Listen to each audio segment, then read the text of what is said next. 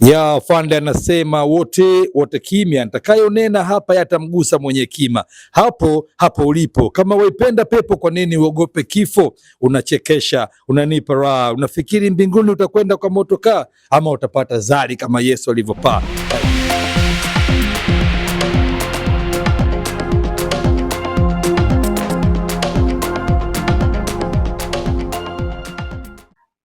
Bwana Yesu asifiwe. Na kwa salamu zetu sisi wa Afrika tunasema utepu, tunaitikia amen ra. Hii ni salamu inayotusii sisi watu weusi waanza kale kabisa, na nawasalimia waandishi pamoja na wageni waliohusika katika eneo hili. Ukweli ni kwamba Mwafrika anatakiwa kurudi kwenye mila na tamaduni zake. Tiba za asili sio uchawi. Tiba za asili ni matibabu kwa watu, kwa sababu muumbaji wa mbingu na nchi na watu wake ameleta hivi vitu kwa sababu ya msaada wa umma wake. Lakini leo tumefanyiwa mchezo wa kwamba vitu vyote vya asili vya Afrika havina maana na watu wake wote hawana maana.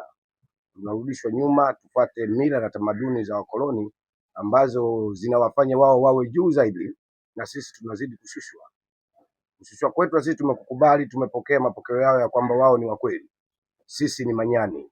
Mwanamke wa Kiafrika anakwenda kuongeza mwili kwa sababu awapendeze, lakini zile dawa anazotumia wenyewe hawatumii waliotengeneza zile dawa. Naambiwa ukitumia mzizi, waganga ni wachawi kwa sababu wanachinja wanyama, lakini mnyama na damu unakwenda kutoa hospitali. Hospitali unaambiwa ulete damu, ulete mkojo, ulete kinyesi, waende wakapime. Lakini daktari hajawahi kuagiza vitu hivyo, daktari wa tiba za kienyeji, ya kwamba anahitaji vitu kama hivi. Yeye haribu chochote. Kwa unapopigwa chale mwilini, ni njia mojawapo kama daktari pale anapokuchoma sindano, naye anaweka tundu katika mwili wako, ndio njia ya kuingizia dawa katika mwili wako wewe. Lakini huku kija kwetu unaambiwa mmepigwa chale, ni wanga. Sio wanga. Chale ni njia ya kuingiza dawa katika mwili. Ukienda katika kwenda kwa mizimu, kama tu mzimu wetu mkubwa wa Afrika tunakwenda kutangaza hapa, mtasema msharudi sasa. Naenda kuabudu mizimu. Mizimu ni mashetani, mizimu ni majini. Mizimu hata wewe unakwenda kuwa mzimu very soon, kwa sababu mzimu ni mwili ulioachana na roho. Kwa hiyo roho inaendelea kuwa hai, inaendelea kuleta mawasiliano na ulimwengu, lakini mwili unaoza. Kwa hiyo ule mzimu ni mababu zetu, roho zao tunakwenda kuzituliza na kuongea nazo. Wao watakwenda kuwasiliana na roho kuu ambayo ndio muumbaji wa vyote, kwa sababu mnasema wenyewe kwamba Mungu ni roho, lakini sisi tunasema muumbaji mkuu ni roho, kwa sababu miungu iko mingi na waumbaji wadogo wadogo wako wengi. Kwa hiyo tunamuita muumbaji mkuu wa vyote. Kwa hiyo muumbaji mkuu huyu ametupendelea watu weusi sisi kuliko kiumbe chochote chini ya jua. Naongea hivi, najua wengi watasema Chionda, wengine wale hawafai. Hapana, nachoongea ni kweli kabisa. Kakae, fanya utafiti wako, utajitambua ya kwamba wewe ndio mtawala wa ulimwengu huu, kwa sababu dawa wanazotengeneza hospitali, vidonge vyote hivyo unavyoviona, wanatumia mimea. Mimea hii na matunda yetu na pamoja na nafaka ndio inatengenezwa dawa za kienyeji. Lakini dawa hizi ni bora kwa sababu ndani ya dawa hizi hakuna hazina chemical. Hizi dawa zetu sisi wa Afrika hazina chemical. Wao wanakuja kuchimba mitugutu, mipapai yetu, lakini lazima waingize viwandani, watie na chemical kidogo ili kesho uende tena ukanunue. Sio kama dawa ni mbaya, za hospitali ni nzuri, lakini tunasema turudi kwenye asili na mila na tamaduni za Mwafrika. Matambiko, mfanye matambiko, kujisafisha, kujirudisha kwa wazee wako. Wazee wako watakuelewa, watakukumbuka, watakusaidia katika matatizo yako. Utasema Chionda, unasema wazee washakufa, watatusaidiaje? Wewe ni wao na wao ni wewe. Bila wao wewe usingekuwepo.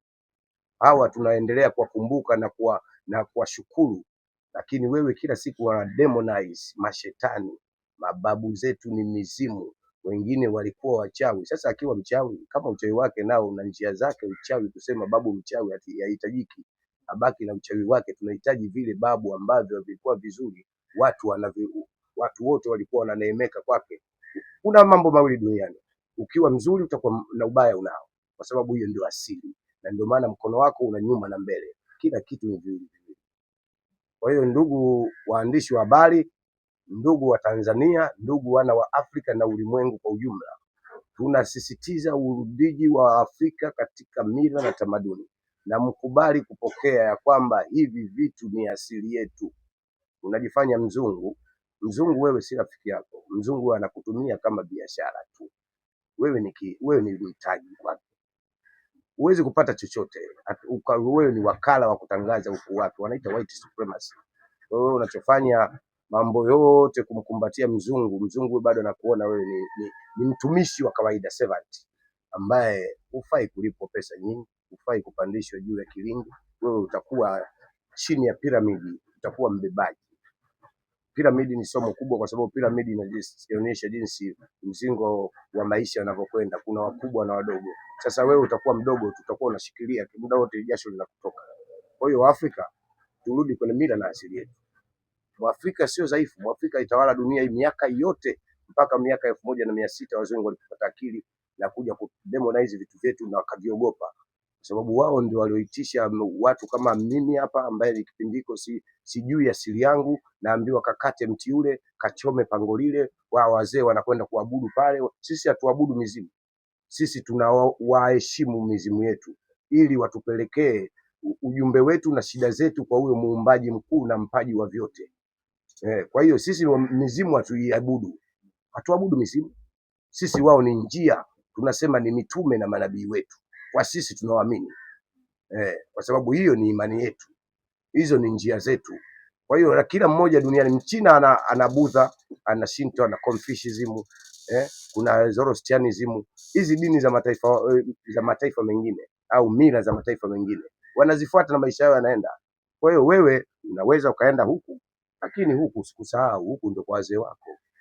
Baraka zinatoka kwa wazee wako. Hata vitabu vya dini za hizi zilizopo tulizonazo zinasisitiza heshima kwa wazee wetu, na tuwakumbuke kwa mwaka. Fanya hata mara 2, wakumbuke wazee wako. Wazee wako wao ndio wewe umetokea kwao. Kumbuka ardhi yako ni tukufu kuliko kokote pale. Ardhi ya Afrika ndio baba, ndio mama wa kila kitu. Hakuna Ulaya, Amerika bila Afrika. Afrika ndio sosi ya wanadamu na ndio sosi ya watu. Tunaona, sina mengi, kwa ufupi ni haya. Waongeaji ni wengi, kikao ni kikubwa cha watu wengi.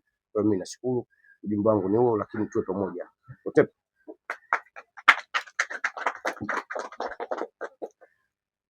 Ya Afande anasema wote kimya, nitakayonena hapa yatamgusa mwenye kima. Hapo ulipo, kama waipenda pepo, kwa nini uogope kifo? Unachekesha, unanipa raha, unafikiri mbinguni utakwenda kwa motokaa, ama utapata zari kama Yesu alivyopaa?